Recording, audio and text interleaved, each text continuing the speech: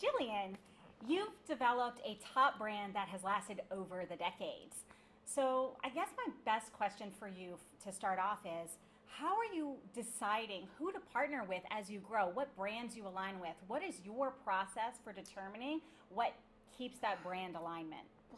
Obviously, it depends on the period of time. Yeah. So when I was younger and the brand was newer, you wanted real estate in places like Walmart, Target, right? And all that foot traffic.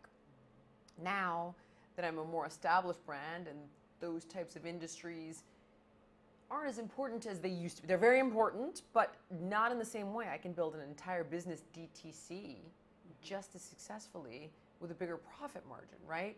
So I'm looking at ways to branch out a bit, utilize my expertise to create a halo effect around better for you products that could be supplements, coffee, water, spin gyms, you name it. In that case, I am looking for something that improves upon a favorite. America loves coffee. America has to drink water. People like spinning, right? So how can we improve upon these products or these experiences? Oh, the coffee can be organic. Well, that's great. It's better for you. Oh, it's cold brew. That's on trend and it tastes better. Cool. Oh, it's nifty and it's in glass and it looks like a beer bottle and millennials will love it. And the list goes on and on. Oh, the branding's fun. The name is cool. Okay, great. So I look for something people love, and I want to make sure it's improved upon in at least 3 ways. Then beyond that, I look for a jockey. The jockey is the next important part, because if the jockey is no good, it doesn't matter how great the product or the concept is, it will never come to fruition. So gotta love it. It's gotta serve a purpose. It's gotta be proven on some level to me that people love it. And then whoever's gonna operate the day-to-day has to be on point. Is there any one key personality trait or one thing that you look for in those partners or your jockey? It depends on the product. So, with the supplement company, because I'm deep in the middle of hopefully exiting this company in the next 45 days. Great brand story. Mommy of 2 with an autoimmune condition that had the 2 kids within 2 years, right? Fatigued, exhausted, all kinds of health issues, and looks for answers outside of traditional medicine. Goes to the best, traditional Chinese herbalists and registered dietitians and endocrinologists, and ends up coming up with these really incredible formulations, top quality products. So collagen, I'll give you an example, right? There's a million of them out there. They're usually garbage. This one is all 5 forms of collagen from wild-caught fish and grass-fed, grass-finished beef, right? It's collagen peptides. It's the most bioavailable. The ingredients are the most pure and clean. It's got all of them in it. Oh, and guess what else? It's formulated with MSM glucosamine chondroitin, which helps with the efficacy and this and adds the benefit. Better for you. People love collagen. This is the best one. And here are all the reasons I can tell you why you should choose this one. Great. So checks out there. Love her story. What a great story. Mm-hmm. A mommy, woman run, had health issues, solved her problems naturally, did all this homework, and it works. It delivers on the promise. I got a sexy brand story, an amazing product, a better for you option than 99.9% of what's out there. I might even dare to say 100.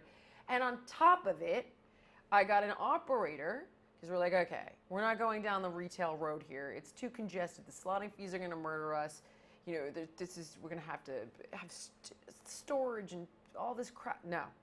So we're going to do DTC. So now I need a guy that understands digital marketing really, really, really well.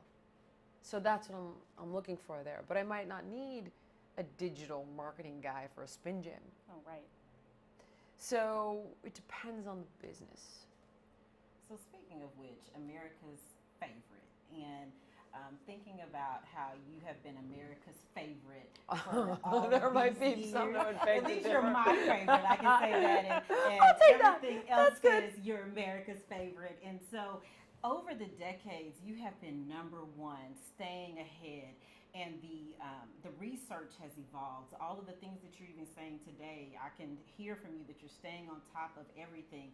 How have you kept your brand, your message, and who you are through all of the changes over the decades?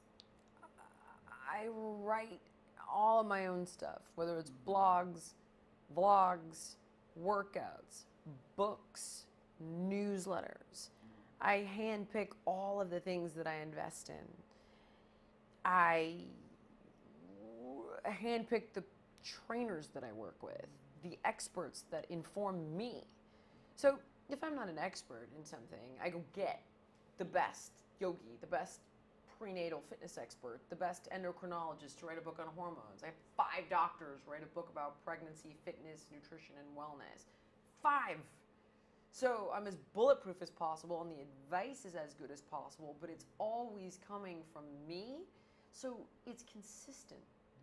That's the most important thing, because people smell bullshit. It's like, wait a second, hold on a second.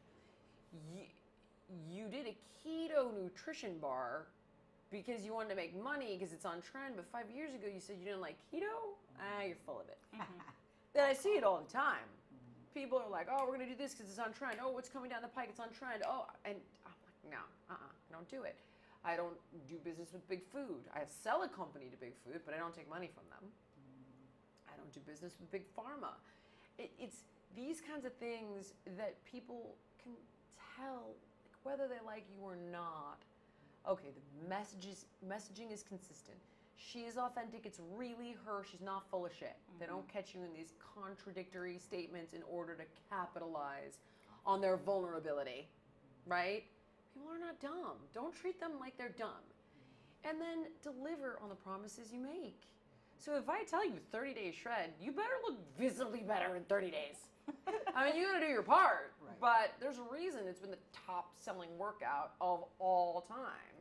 People are like, 30-day shred, that sounds cool. Holy shit, it worked, right? It's so deliver on that promise. And that's where authenticity, passion, truth-telling, integrity really play out in your favor. I love that. You know, to that, evidence has changed. I mean, we're both come from 20 years in medicine and medical. So as the nutrition and the evidence has changed, how have you managed to maintain your brand trust when something comes out or the evidence points in a different direction than what was shown before? In my line of work, it doesn't change it that much. So I did make an egregious mistake early on in my career. And if you look at the first 2 books I wrote, it really was like, oh, you know, calories in, calories out, which is true. However, there were recipes with artificial sweeteners. You know, I was like, oh, just put some, you know, sucralose in the brownies. And so now I'm 32 years old, and I've got like melasma on my face, and you know, a few things were going, and I was like, what is this? I'm not pregnant. Why do I have a pregnancy mask, skin condition? And I began to learn about hormones, and that's when I really began to learn about organics and environmental toxins and xenoestrogens, and that I had to do a major walk back, and I was like, okay. And that's when I wrote Master Your Metabolism, and I was like, I've screwed up here big. You know, the fitness stuff is all sound, all of this stuff works, it's all great, but the quality of your food for your health, not just your weight, matters tremendously, and I made mistakes here. I have no problem doing that, but at the end of the day, it is calories in, calories out. It is common sense. Like, eat whole foods, don't overeat, move your body. And while I could tell you these are the most effective fitness techniques, HIIT training and strength training, if you'd rather stick needles in your eyes than do it, I just need you to move. And exercise is one of the top forms of preventative medicine. Tell me where the science changes, mama. Right? Tell me where the science changes on not overeating. Tell me where the science changes on, you know, eat foods in their most whole form.